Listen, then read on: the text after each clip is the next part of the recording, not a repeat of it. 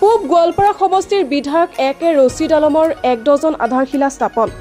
আজি পূব গোৱালপাৰা বিধানসভা সমষ্টিৰ বিধায়ক একে ৰছিদ আলমে গোৱালপাৰা চহৰৰ পাৰ্শ্বৱৰ্তী অঞ্চলৰ ১ ডজন ৰাস্তাৰ নৱীকৰণৰ আধাৰশিলা স্থাপন কৰে।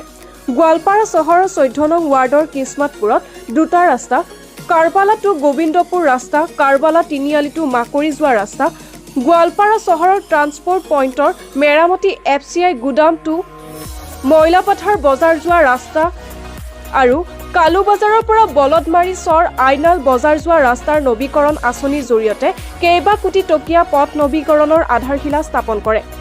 বিভাগীয় ইঞ্জিনিয়াৰ, বিষয়াসকল, ঠিকাদাৰ আৰু স্থানীয় ৰাইজ উপস্থিত থাকে। কেইবাটাও গুৰুত্বপূৰ্ণ ৰাস্তাৰ নৱীকৰণৰ আধাৰশিলা স্থাপনৰ খবৰত ৰাইজে সন্তুষ্টি প্ৰকাশ কৰিছে।